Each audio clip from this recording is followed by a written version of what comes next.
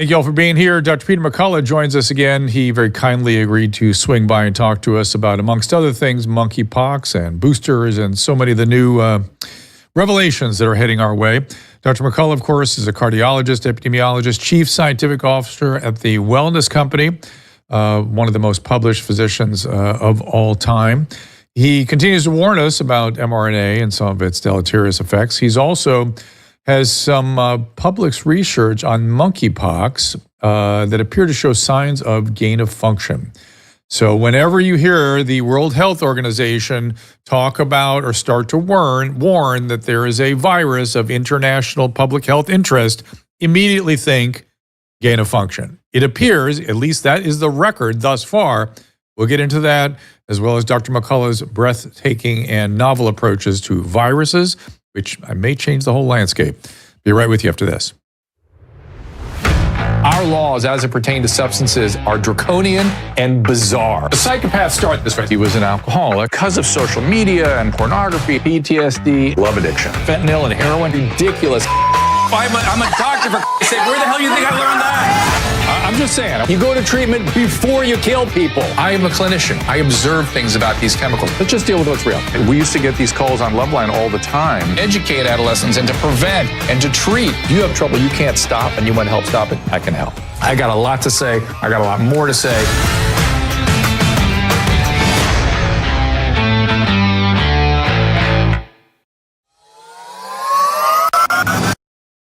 Joint and muscle pains are exhausting and frustrating, but I've got a over-the-counter medication I want to introduce you to that provides great relief using the power of, check it out, chili peppers. Capsidin is made with a proprietary formula that contains no non-steroidal anti-inflammatory agents, no opioids, no anesthetic or steroid, nothing, no chance for addiction, no side effects, no chance it's going to interact with other medication you might be taking. Capsidin contains capsaicin, which is the substance in chili peppers that burns your tongue. That gives you that burny feeling. And of course, I've recommended capsaicin creams to patients over the years, but other capsaicin creams burn your skin. That's what makes capsidin so unique. In clinical trials, capsidin has actually been demonstrated not to burn. I've been using capsidin to relieve my pain in my hands and my wrist from carpal tunnel syndrome and arthritis. The results have been amazing. I use it every day during my show, and I highly recommend it. Get the pain relief you need from various sources, even backache, sprains, bruises even. Order now at capsidin.com/Drew to get a 15% discount plus free shipping. That is CAPSADYN, capsidin.com/DREW. So I'm very interested in expanding lifespan as well as health span and healthful aging. And our family of sponsors, including True Niagen, Fatty 15, Paleo Valley, all help. Research suggests that as many as 1/3 adults aren't getting enough protein, for sure, as we age, which means our diet could be contributing to our loss of muscle mass as we get older. Sarcopenia is the enemy. In addition to weight-bearing exercise, resistance training, I turn to Paleo Valley, especially for their sourced bone broth and meat sticks. They're made with grass-fed and finished beef, pasture-raised poultry and pork. Bone broth is made from bones, as you know, and we love working with this company. We think you will love being a customer. I just finished some bone broth. Get yours today at drdrew.com/Paleo Valley for 15% off your first order, or subscribe to save 20% so you don't run out. That is drdrew.com/Paleo Valley. Yeah, I sound like a broken record, and it sounds like I'm eating nothing but Paleo Valley, but I eat some of it every day, as God is my witness. Sorry about the drilling in the background. Oh, no, they actually cannot hear it. I've tested it because of this microphone. We're extending our Wi-Fi, yep. Caleb. That should make you happy. Yay. Speaking of Wi-Fi, is your Wi-Fi okay? For now it is, but lightning literally struck our house. That's why I lost internet in the middle of Ivor Cummings last week, and the rest of the neighborhood was fine. It drove me nuts until they're like, oh yeah, lightning just struck you. Were you aware that you'd be hit? So I have my noise-canceling producer headphones on. I didn't even know. My wife had to tell me that later. She's like, well, did you not know it was raining? I was like, I'm oblivious. I have so many screens and keyboards around me. I have no idea what's going on. So I didn't even know until the power was still on. It only hit your only internet hit box. my place. So, yep.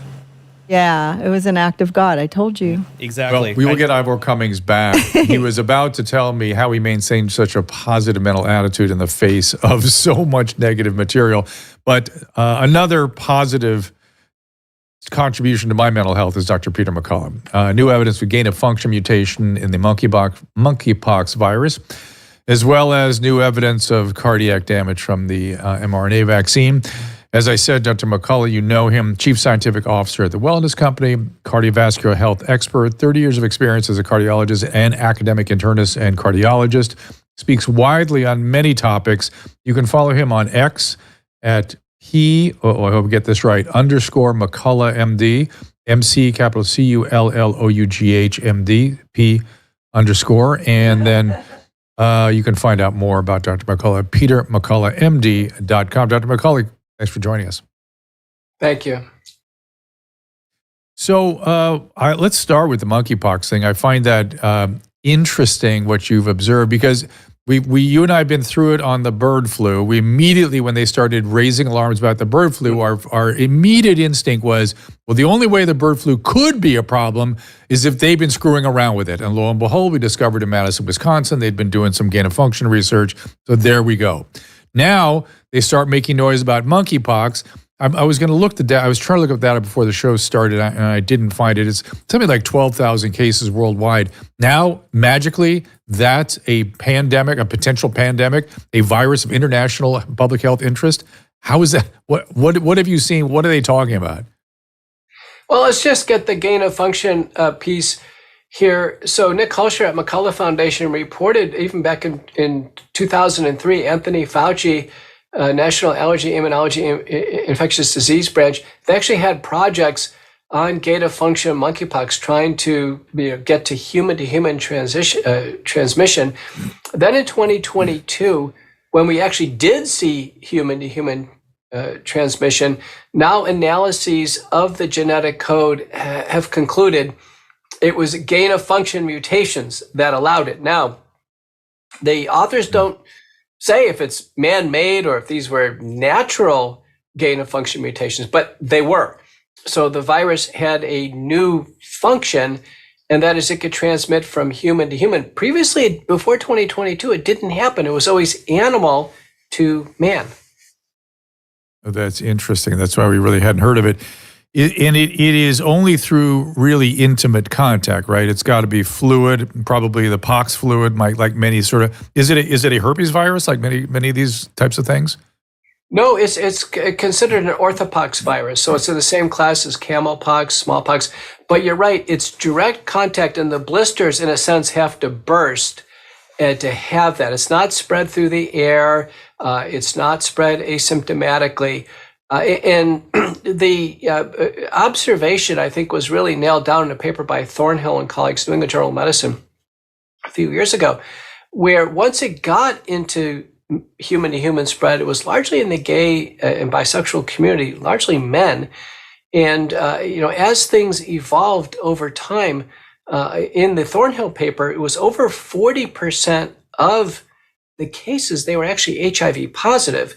Now on the CDC website, what we've amassed over the years is over 35,000 cases of monkeypox and 58 deaths.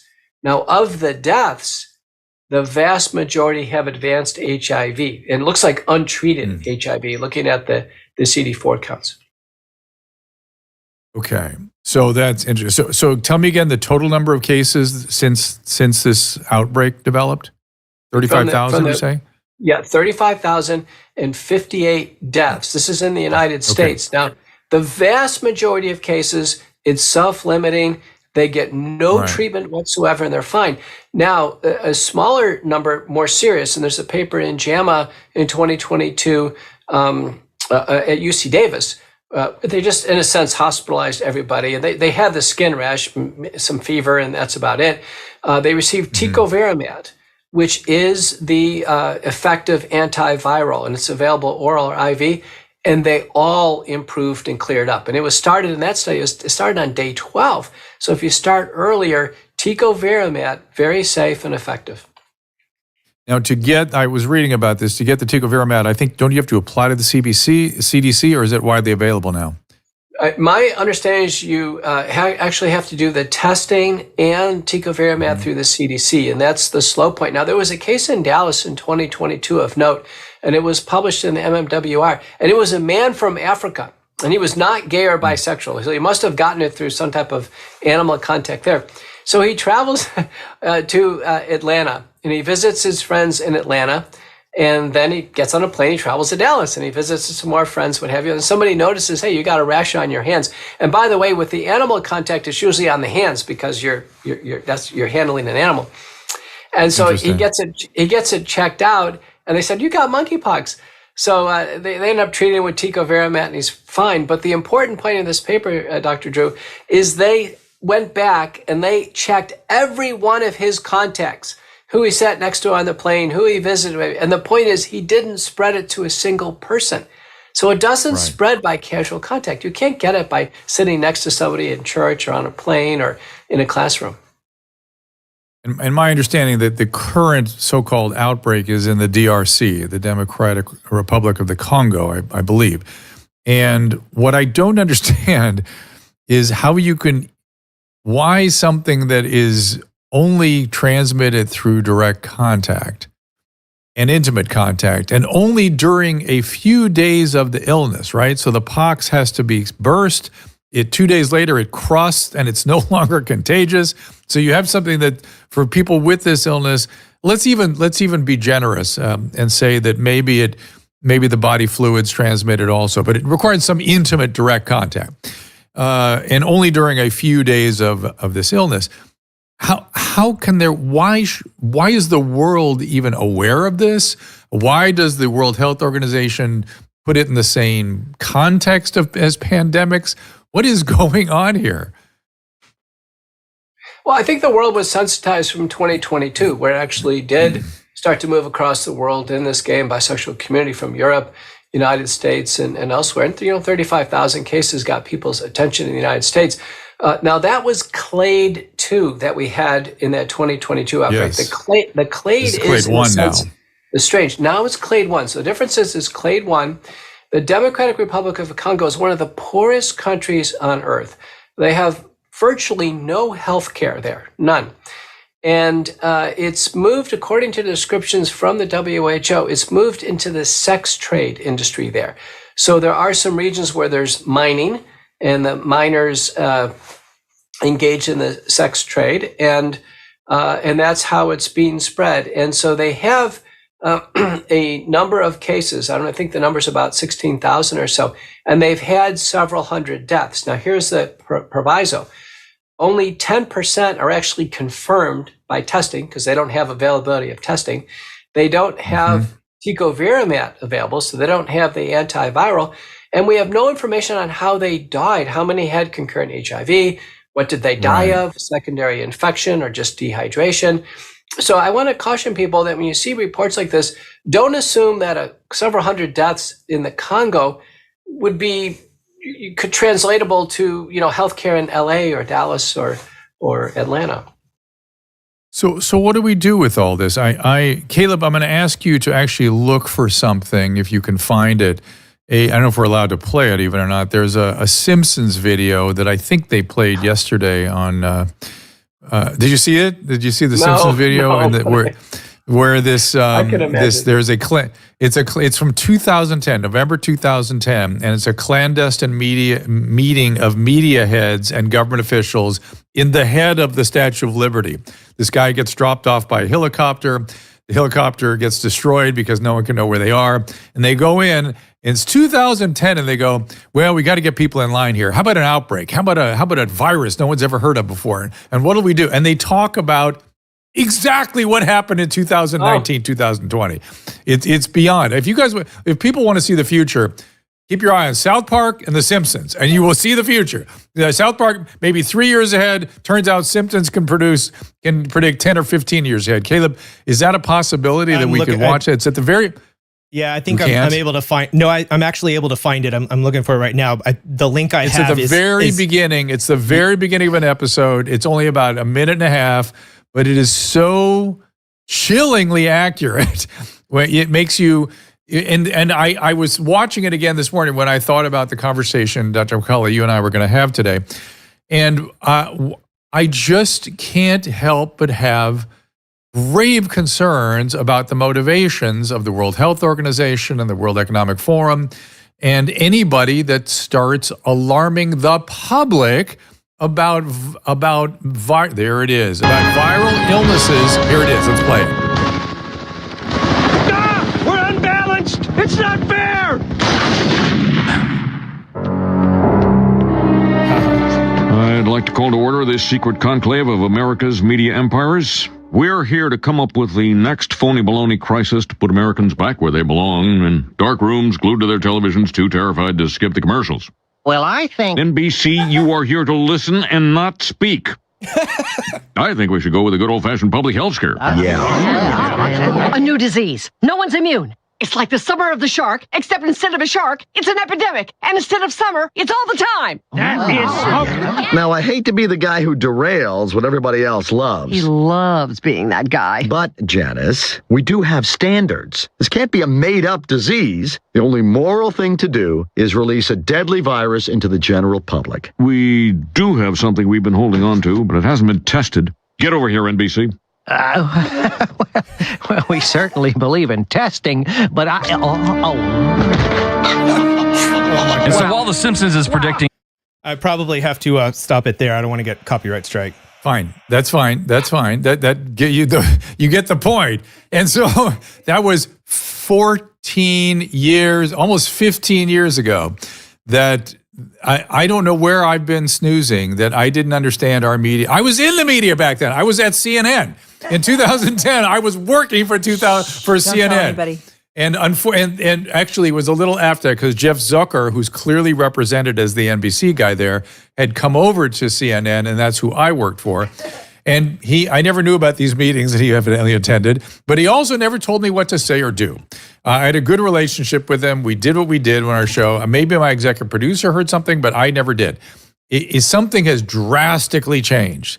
And I'm not quite sure what it is. Is it all Trump derangement? Is it now an addiction to these headlines around medical issues that nobody should be hearing about until we decide, the medical community decides it's time to alert the public? What do you think? We clearly need analysis and discussion. I think the most disturbing thing about the recent WHO declaration, about 5 days before that, there was a call for applications for new monkeypox vaccines. Perfect. How could it be otherwise? Well, and they do have the pox ready to go. But here's my conundrum, and you help me with this. I want them to be having an emergency supply of available vaccines for extraordinary circumstances. And I don't mean pandemic circumstances. I mean desperate cases where we got to try something. We should have those kinds of things as options. I want, just the way I feel like there should be access to not yet proven, say, therapeutics for cancer when somebody has a terminal illness, period, they're going to go.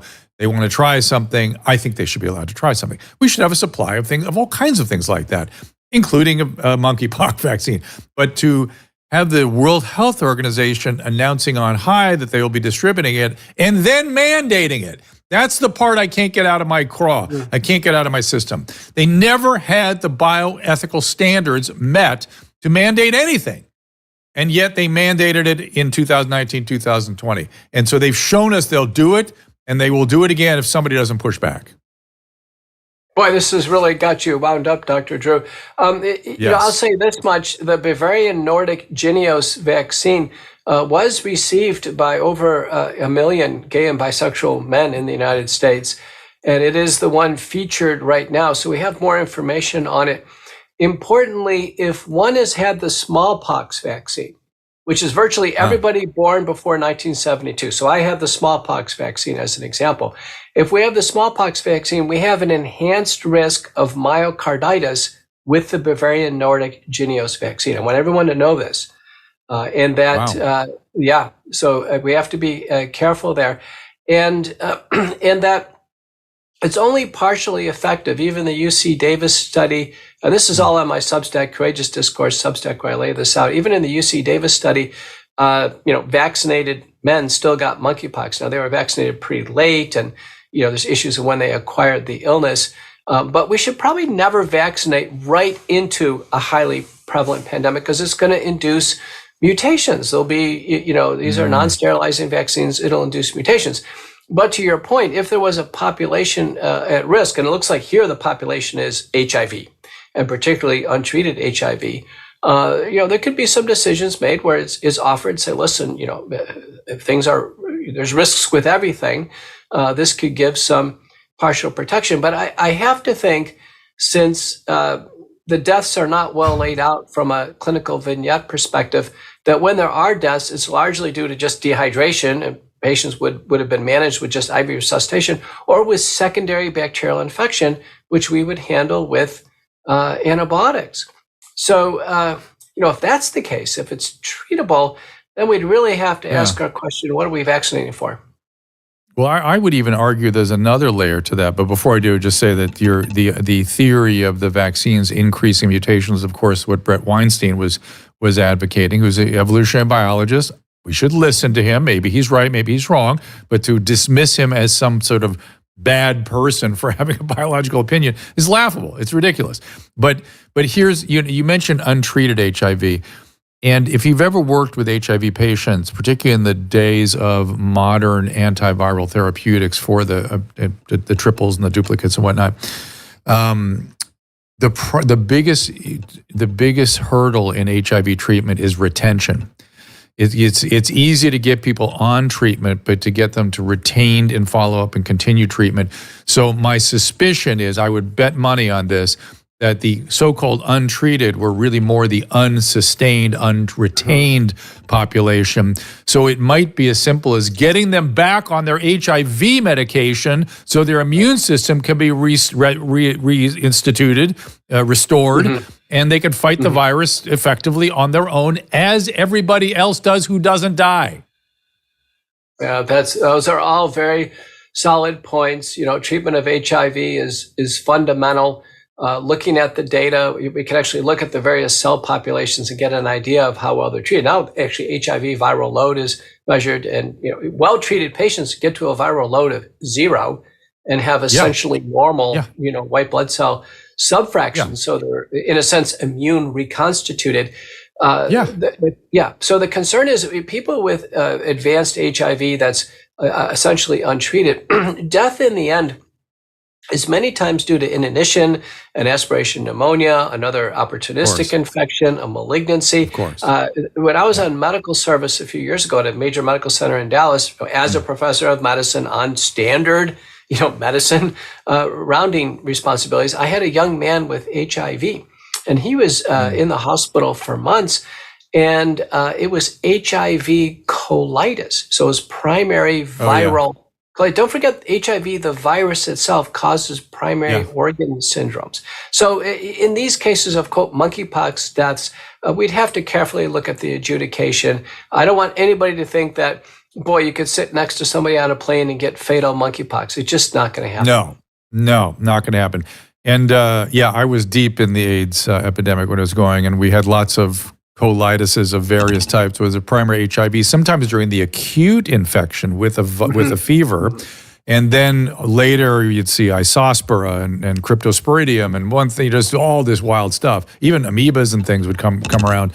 And the immune system isn't working. And the only criticism you could make, if anybody would like to criticize what Dr. McCullough and I are saying, is, well, if you reinstitute HIV therapy when someone is downstream, you can't really restore their function fully, because sometimes there's certain points you can't return from, so to speak. Yeah, but that you'd still try it. And the treatments are so good, you'd likely have a very good outcome, particularly as it comes to treating something like a monkeypox, letting your own system do that. I want to make a quick plea that I forgot to do at the beginning of the show. I want to get it out here before I go to break, which is, we've been having the worst times with YouTube. And so if you could please like our YouTube channel, share it, whatever it might be.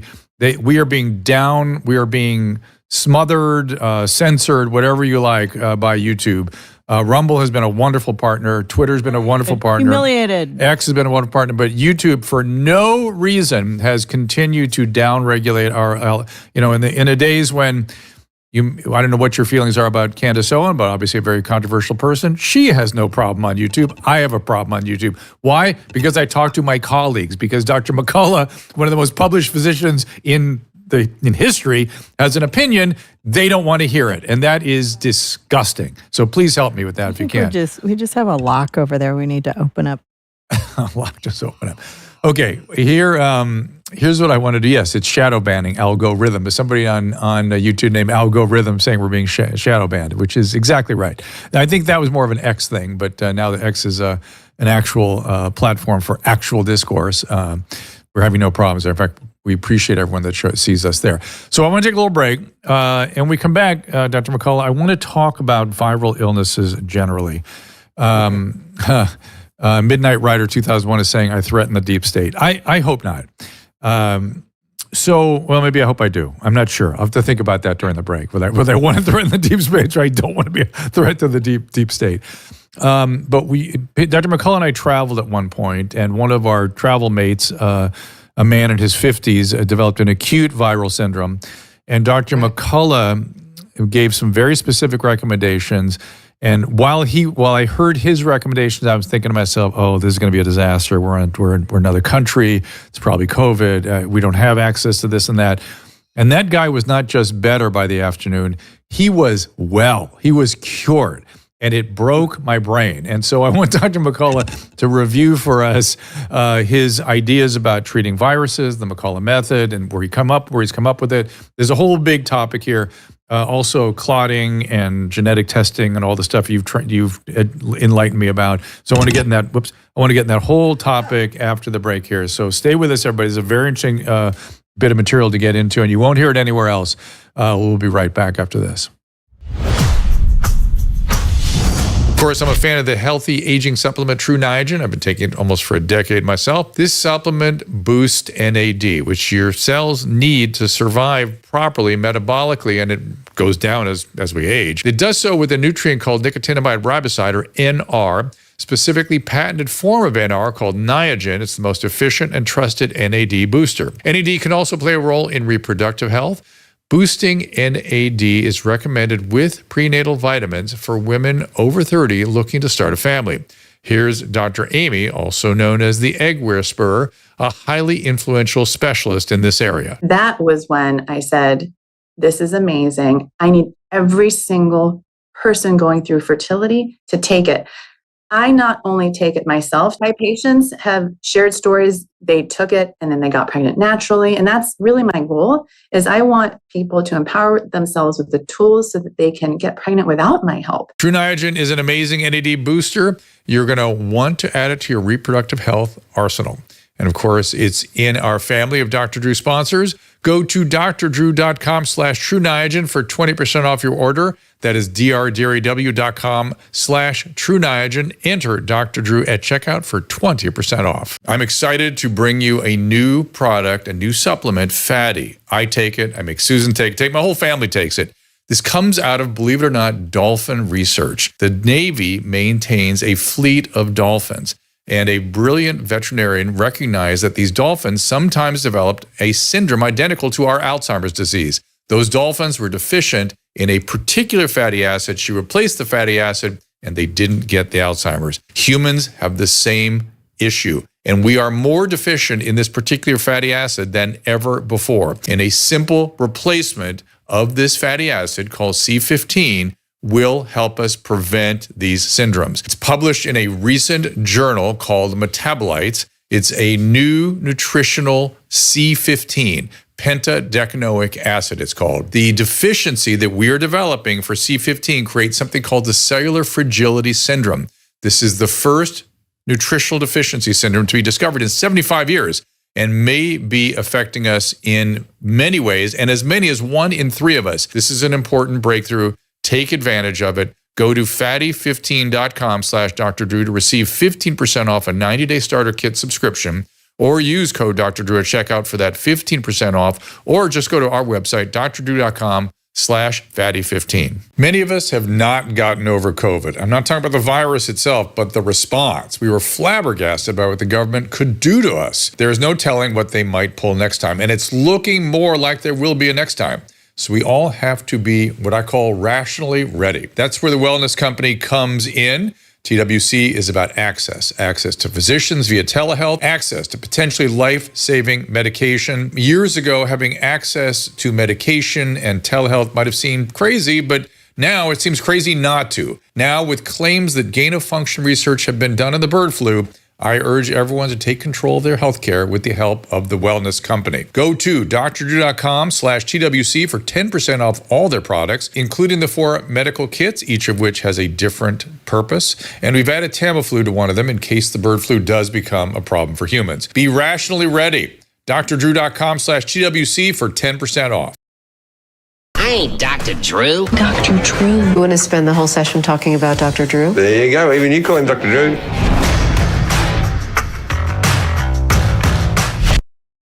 And it's hot outside this time of year, but your home could be a sanctuary of comfort with bedding and towels from Cozy Earth, now up to 40% off at cozyearth.com/Drew. Susan and I can never go back to our old sheets now that we're sleeping on Cozy Earth. The best-selling bamboo sheet set is made from 100% premium viscose from bamboo. It is soft, breathable, extra durable. And their plush bath towels are crafted with a unique blend of cotton and bamboo viscose using their innovative zero-twist technology. All of their bedding and bath products come with a 100-night sleep trial and a 10-year warranty. But once you experience the comfort of Cozy Earth, you will not go back. Upgrade your nights and transform your days with Cozy Earth. Get up to 40% off at cozyearth.com/Drew using the promo code Drew. Don't forget to tell them we sent you in the post-purchase survey so you get those free socks. That is Cozy Earth, COZYEARTH.com/Drew. And we were driving through Corona Del Mar yesterday and saw a Cozy Earth store. 40% off with code Drew. That's pretty good. Well, I was saying they're opening a Cozy Earth store there in but can you use the Drew no, you cannot. coupon? No, you buy cannot. it here. You have to buy it here. Point. That was my point. Don't go to the store. You jumped ahead of me. All right, let's get Dr. McCullough back in here. I think you know Dr. Peter McCullough. Let me get you the specific. It's X, it's P_McCullough MD. Is that where the X? Yeah, okay, it's on X. And I want to start with, well, let's start. I want to read a quote from Dr. Peter Hotez in just a second that I think is interesting. But before we sort of look at his challenge, which is interesting, I don't want to say wrong or alarming or anything, it's just interesting. Talk to me about your approach to viral illnesses and how things have changed, how your thinking has changed. Boy, I tell you, the pandemic really changed it for me. I didn't put much thought into it before. I've been a victim of many colds over the course of my life. And I think many are. You know, the average person gets about 4 colds a year, and some get many more. But for me, a cold almost always starts as a sore throat. So I get a sore throat for several days.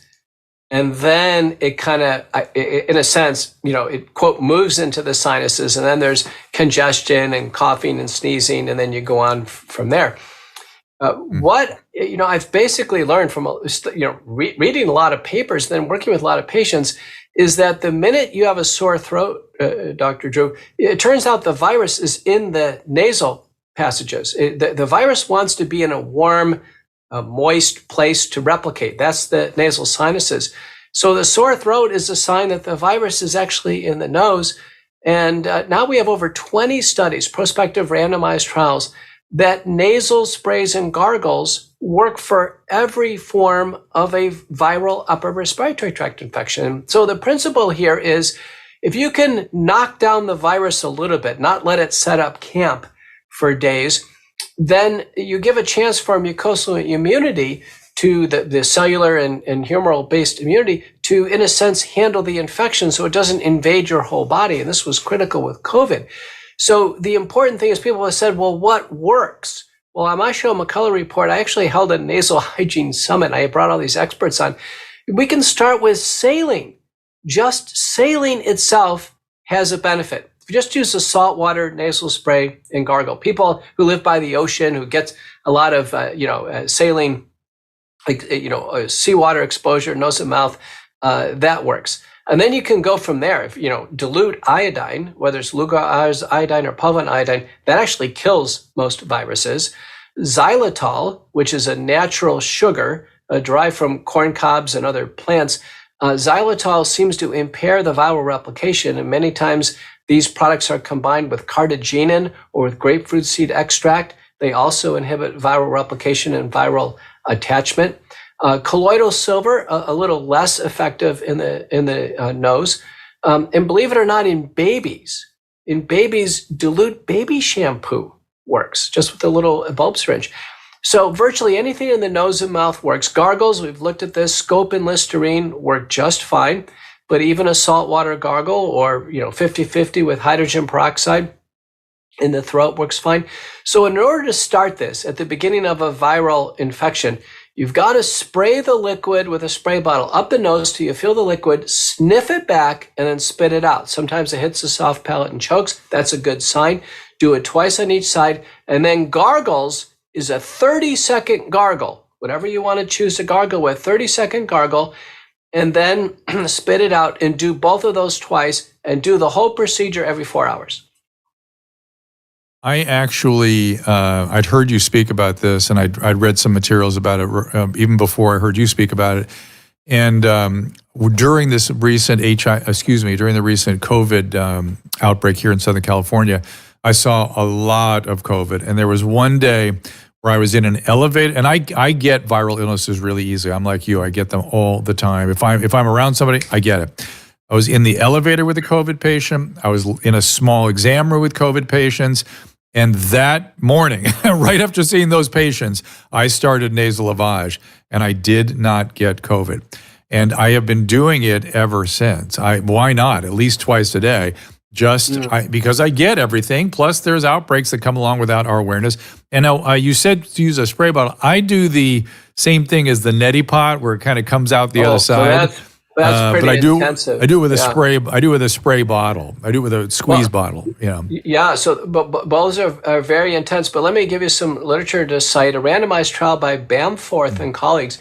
It's a pretty large, prospective, double-blind, randomized, placebo-controlled trial. Xylitol-based product, and the over-the-counter product would be Clear, XLEAR, Clear, versus placebo. There was a 71% reduction in contracting COVID. This was better than a vaccine. I fully believe that.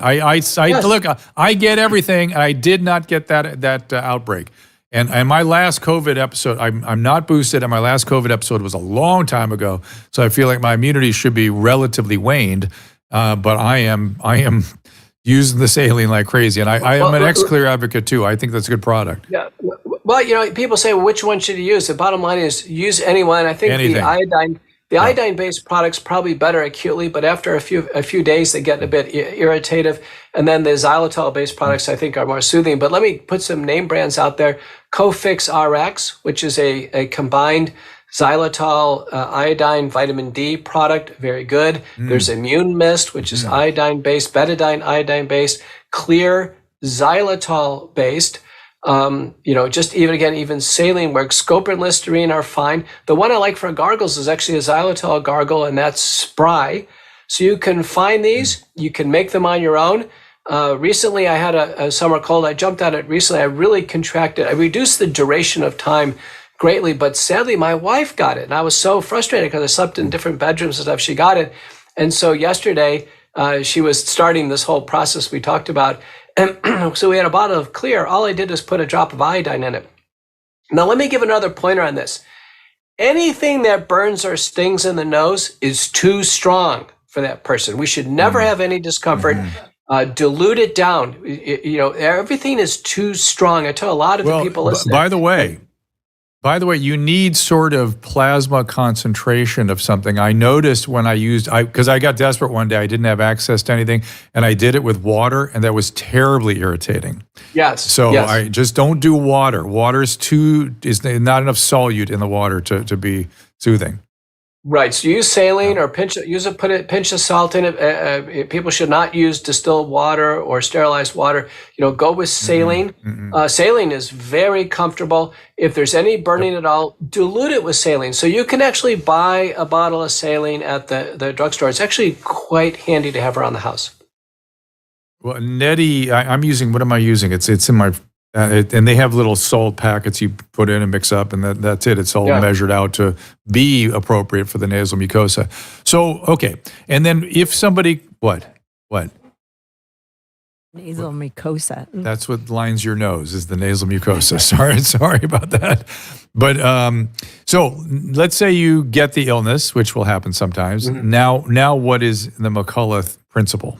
Well, so the first principle we said was using nasal sprays and gargles, getting fresh air. So do not try to stay in an enclosed space. Colds will go by quicker if you're opening up the windows. You guys live in California, get the windows open, get fresh air.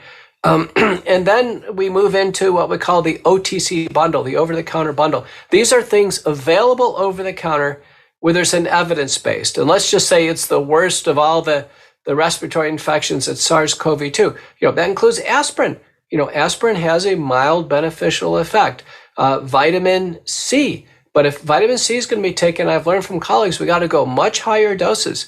So vitamin C, probably 3,000 milligrams several times a day. Vitamin D, we've learned is actually therapeutic. So we're looking at about 20,000 units of vitamin D. Some use even higher. Okay. Now listen, we do this for a few days, not forever. But vitamin D is medicinal, therapeutic at that effect. Quercetin, a polyphenol supplement, has positive data. And one thing we learned was so interesting with SARS-CoV-2 is the antiviral effect of famotidine. Famotidine is over-the-counter, Hepcid AC. We give it 4 times the usual dose, which is 80 milligrams. A large study by Mira and colleagues, University of Virginia, there were substantial reductions in serious COVID, including need for ventilation. So, and it was a 20,000 patient study. So the bottom line is we actually have a lot of things we can do over the counter. Zinc is in that group as well. I think I've hit them all before we move on to prescription drugs. And as we get into prescription, also, I'm trying to find it right now. I just saw a report on another, I guess it was Pepcid. It may have been famotidine. I'm going to look around while you're telling me more about the prescription drugs. There was something else that was relatively common and a non-antiviral medicine in our mind, but works against viruses. I'm going to look around for that. Then what do you do? What else prescribe? Well, once we get into the prescription drugs in that next level, it was always a series of choices. So I think in 2020, the go-to drug was hydroxychloroquine. As we had more data in 2021, it became ivermectin, but we took a while to figure out the dose, 0.6 milligrams per kilogram. And then once we got into 2022 and beyond, Paxlovid, a combination of nirmatrelvir and ritonavir, and then finally molnupiravir. Those were all antivirals. By the way, none of them were necessary nor sufficient to treat the illness. People have made a big deal about one drug or another. Dr. Chetty in South Africa, as well as Dr. Berentios in Central America, widely promulgated and utilized protocols with no ivermectin or hydroxy.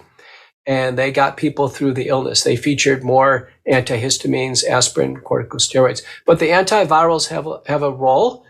Clearly, one started early. I've used them all.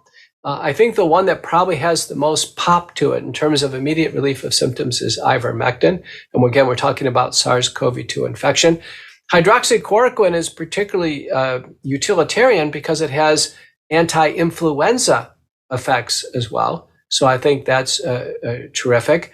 Now, in that prescription drug bundle, we include doxycycline to cover superimposed bacterial infections, super important for influenza, and then azithromycin.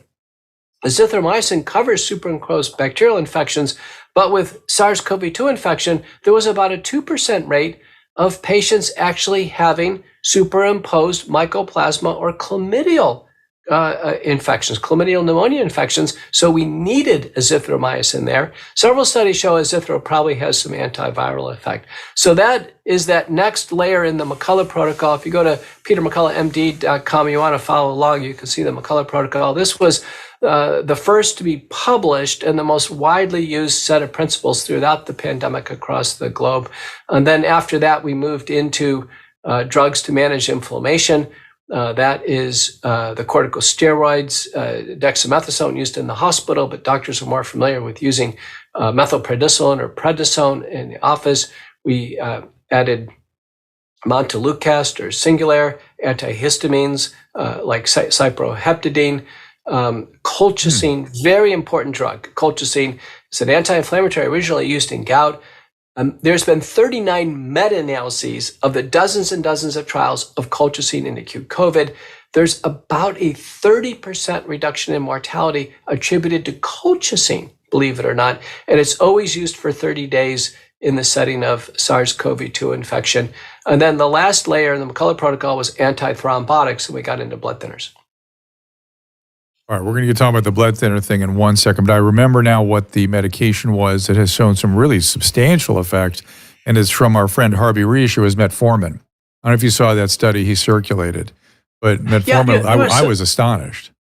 There's some other drugs. So metformin, there's anti-androgens. The Brazilians popularized that. There was some really neat over-the-counter natural solutions. So, for instance, artemisinin, which is worm root, had positive data. If you look up ivermectin and artemisinin, the Nobel Prize was awarded to both in the same year. Very interesting. Spirulina, which is from a green algae. There were many products that had effects there. So I talk with doctors all over the world. There were doctors in Asia.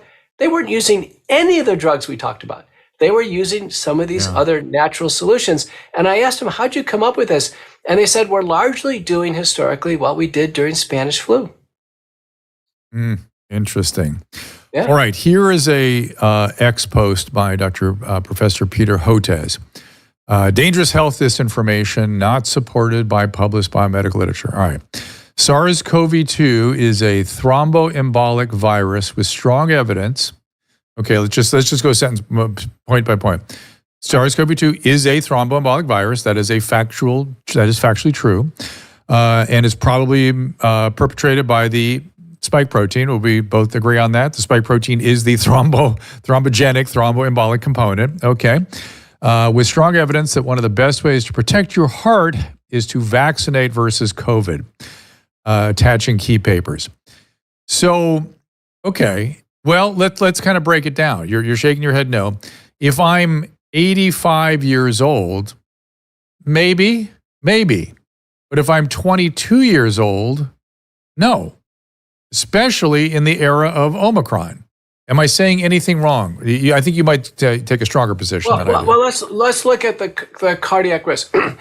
With the infection, there was a paper from the VA by Xi et al. This is a few years ago. With the SARS-CoV-2 infection, and this is before the vaccines, there is a cardiovascular risk of the infection, and it lasts for about 6 weeks. And there's a risk of stroke and heart attack and atrial fibrillation. And the risk is nearly identical with influenza. And so the point is, in elderly people, a viral infection can trigger a cardiovascular event. Okay. Although, Dr. McCullough, I'll push back a little bit and say when I had nasty COVID in the Alpha and Delta era, and I think I told you this, I had 103 fever, I was climbing some stairs, and I took my pulse, and my pulse was 60. And I thought, oh, this is infecting my heart. Somehow, I didn't know, none of it had been reported yet at that time, but I should not have had a pulse of 60 with 103 fever climbing stairs. It was affecting the balance of your sympathetic and parasympathetic nervous system. Now, people have asked the question, does the SARS-CoV-2 virus directly cause myocarditis?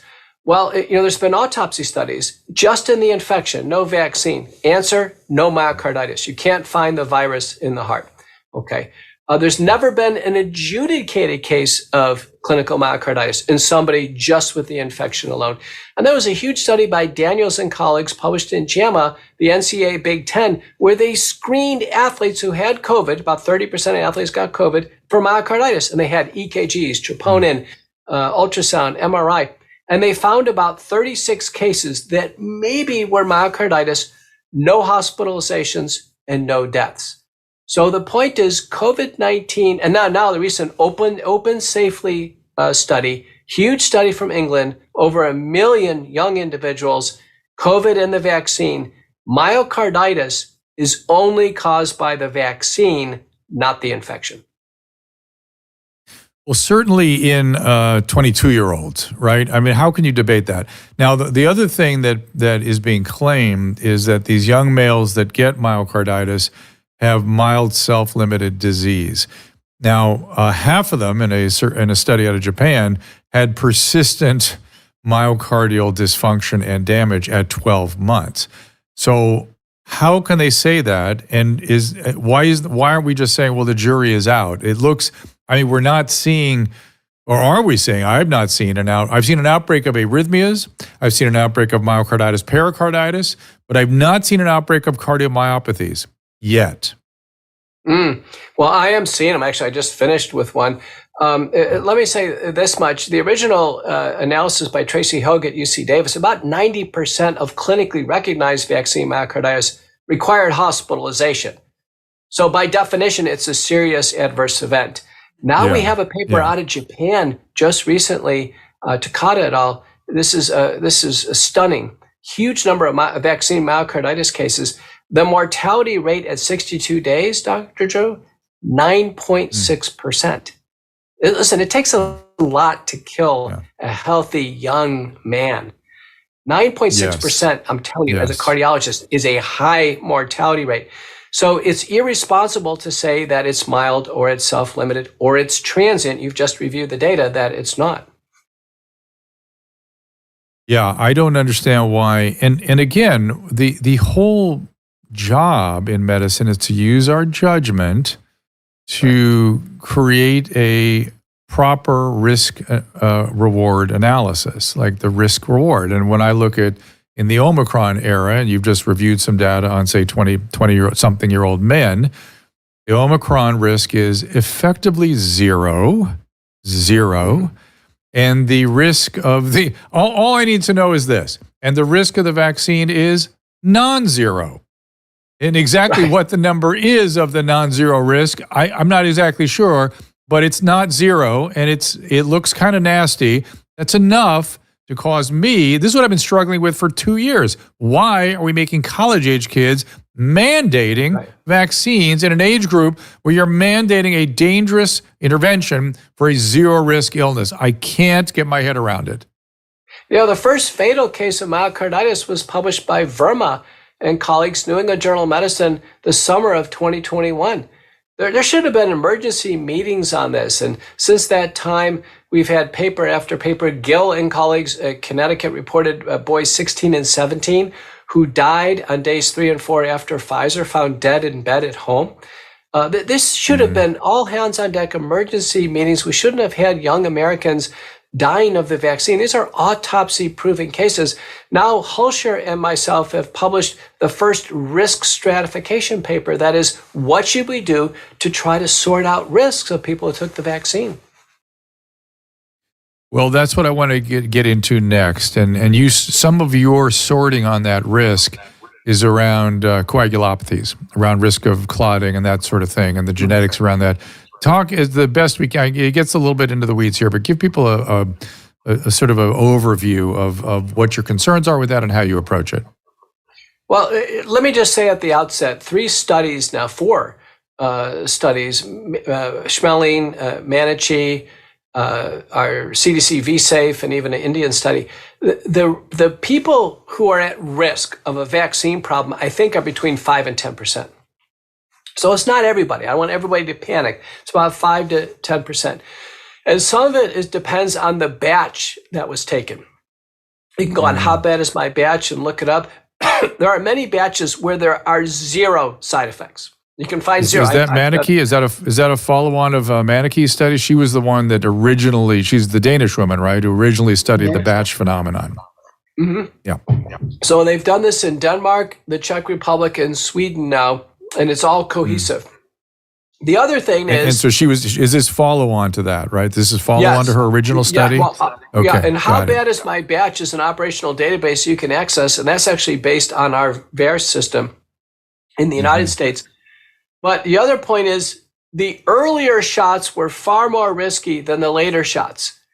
And they've probably, the lot sizes have gotten a lot bigger. Don't forget the spike protein you've pointed out is less pathogenic, and that's the spike protein produced from the vaccine. So the earlier shots far more dangerous than the later shots. Now, the number of shots matter. The number of times you've had COVID matters. That's in the first part. If you go to preprints.org and look up the Holster-McCullough risk stratification paper on my Substack, you'll see this. So we have to assess risk of what's the exposure, number of vaccines, and number of times you've gotten COVID, and they both matter. The batch matters. And then, of course, there's susceptibility factors. Someone with a family history of blood clotting, watch out. We could be at risk for a blood clot. Somebody who already has a weak heart due to heart failure, prior heart attack, watch out. I have one patient of mine who had prior bypass surgery. He had a weakened heart. He had a defibrillator, one shot of Pfizer, and he actually needed a heart transplant. He went into cardiogenic shock and nearly died. So I've seen it all as a cardiologist, but we believe is assessing the risk of number of shots in COVID, the batch, and then we actually measure the antibodies. The antibodies against the spike protein are an indirect measure of how much spike protein is still stimulating antibody production. It's a lagging indicator, but we use the extended LabCorp assay, which is the Roche Alexis system. Less than 1,000 looks like it's low risk in the literature, and our clinical experience over 1,000 consistent with multiple exposures. Some vaccinated, Dr. Drew, over 25,000 of the arbitrary units on this assay.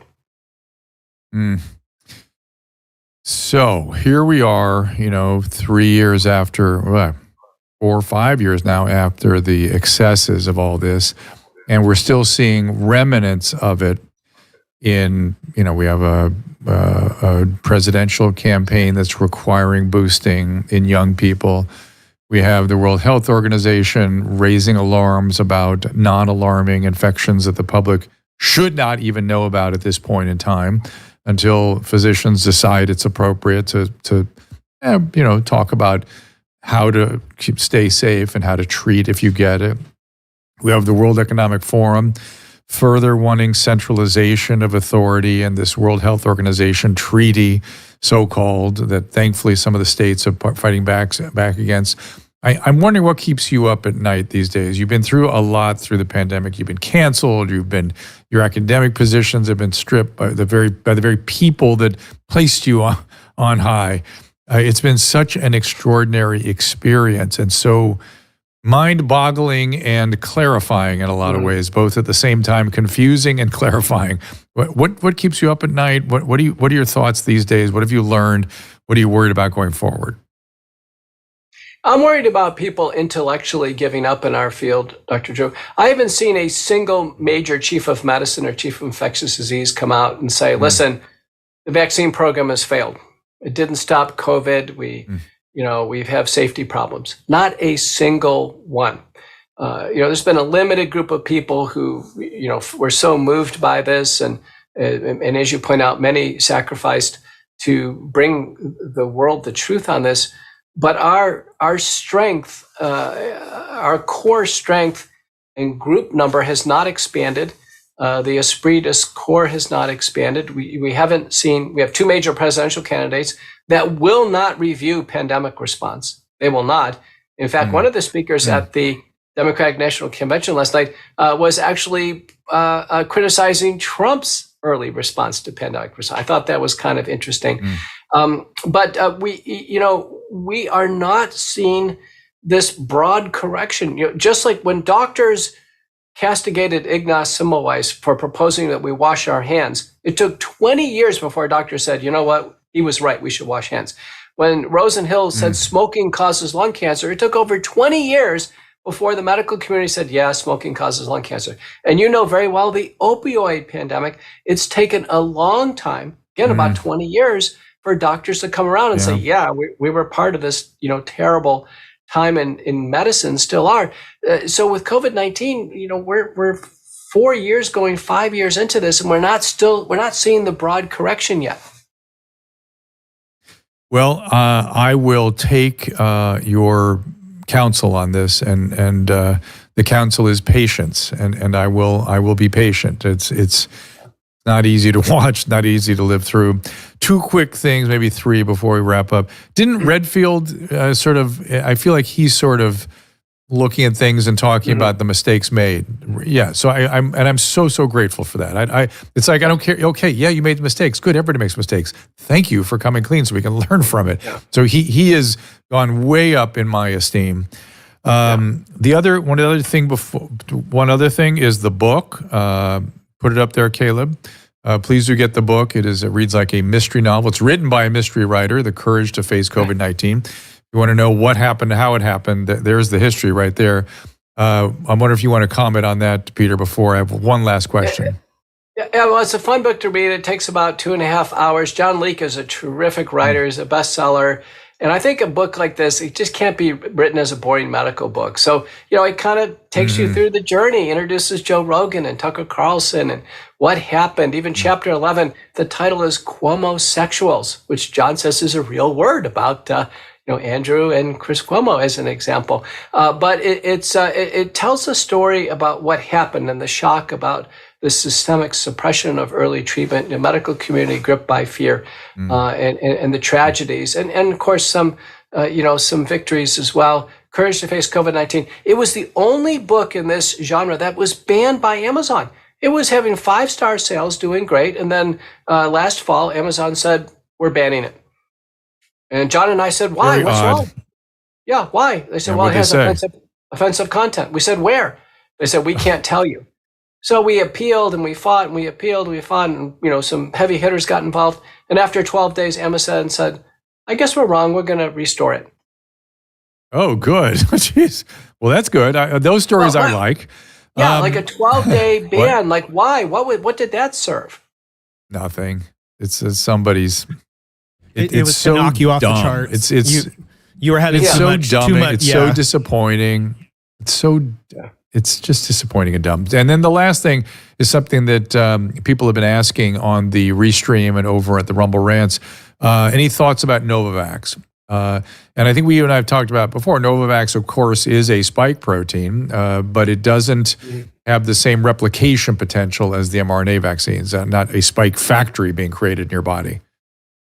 Right. It's just the antigen-based vaccine. My analysis of this was always the safest choice. It was always the safest choice. And Covaxin, guys. Covaxin's another one. And that's a whole viral vaccine. And again, the fact, Dr. McCullough and I have talked about this in the past. I'll just briefly touch on it. We both are completely convinced that the spike protein itself is the primary pathogenic mechanism, the thing that hurts us from the virus. And to create a vaccine directed at that spike, I understand that in an emergency, you had to find a widely available target. They picked the spike protein, but making our bodies produce the pathogenic protein, now that the risk of the virus is almost nothing, makes no sense whatsoever. If you have to have a vaccine, Novavax, Covaxin, okay, fine, let's get these other vaccines going then. Right. Well, the principle is Novavax limits the exposure. It's 5 micrograms of the spike protein. With Pfizer and Moderna, it's unlimited production of spike protein. You can't shut it off once the vaccine is injected.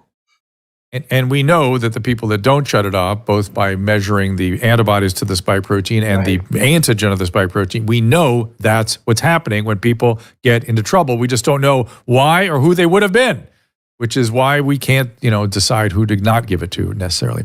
All right, listen, Dr. McCullough, you've been very generous with your time, and we really appreciate your being here. It's so important to catch up with you and hear your thinking as things go along. I'm hoping that your work, your thinking, putting you in the public domain and making people think about what you're thinking about might accelerate this transition from a more reasoned evaluation of what happened during COVID from 20 years down to maybe 14 years. I will feel like I've done my job then. Right. Thank you so much for having me. All right. Thank you so much. You bet. We got it. Again, you can follow him at P_McCullough MD on X and Peter McCullough MD on .com. And let's talk about what's coming up with us. We have Ivor Cummins coming back. He will be here on Tuesday, September 3rd. We're going to be talking to Nicole Shanahan, RFK Jr.'s running mate, tomorrow afternoon from her home. And then on Thursday, what's the matter? It's an early show, right? No, it's normal time. Normal time, 3:00. Oh, okay. The early show is Thursday.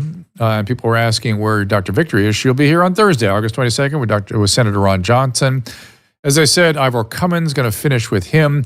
Rob Schneider on my birthday, the 4th. Salty Cracker, the day. They're all birthdays. Birthday week for me. These are all birthday gifts. Ivor, Rob, Salty. My show's next Thursday as well. I'm going to have your girlfriend, Amanda Kantz, and Andrew. Oh, that's fantastic. Andrew, if you guys don't know, Psychic Andrew Anderson's coming Amanda back. McCants, right? Yeah. Amanda McCants is, she spoofs. She makes fun of people like me. She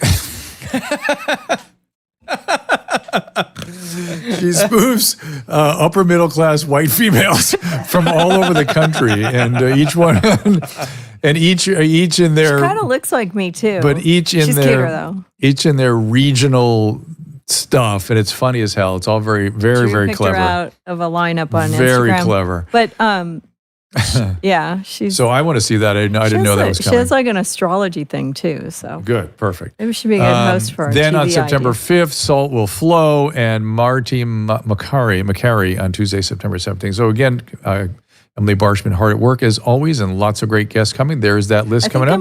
Joel Pollack on September 11th. Drew, I think I'm going to make you have a psychic reading this week too. Okay, whatever. I'm here to help. As long as Amanda McCants. Does anybody want to see Drew get a psychic If reading? Amanda McCants is making fun of you the whole time, I swear to God, I'll be there. So this will be so good. Caleb, I think you might want to show up. So if there is nothing else, we appreciate Dr. McCullough as always for stopping by. We appreciate you. Let me just quickly look at what you guys are saying on the rants and the restreams. And please do send an appeal to, not an appeal so much, but thumbs up on our YouTube channel and share it with friends so we can maybe overcome their algorithmic downregulation, their shadow banning. And on the Rumble Rants, where you guys are always up to great things and posing good, provocative questions, which I appreciate. Give me a second. The opinions are extreme on Rumble Rants, but they go all directions, which I love. Your daddy wants everyone to eat farts. So that's the kind of stuff that goes on the live chats. I batted a few trolls off of there today. Oh, good. Yeah, we had good. fun. It gets extreme on the Rumble Rant sometimes. Yeah. And so there you go. We had a lot of fart talks over there today. Okay. Excellent. Young men. Thank you guys for being here. And we will be in here tomorrow at 3 o'clock. We won't be here. We'll be from Nicole Shanahan's studio in Malibu. 3 o'clock tomorrow. I'll see you there. Ask Dr. Drew is produced by Caleb Nation and Susan Pinsky. As a reminder, the discussions here are not a substitute for medical care, diagnosis, or treatment. This show is intended for educational and informational purposes only. I am a licensed physician, but I am not a replacement for your personal doctor, and I am not practicing medicine here. Always remember that our understanding of medicine and science is constantly evolving. Though my opinion is based on the information that is available to me today, some of the contents of this show could be outdated in the future. Be sure to check with trusted resources in case any of the information has been updated since this was published. If you or someone you know is in immediate danger, don't call me, call 911. If you're feeling hopeless or suicidal, call the National Suicide Prevention Lifeline at 800-273-8255. You can find more of my recommended organizations and helpful resources at drdrew.com/help.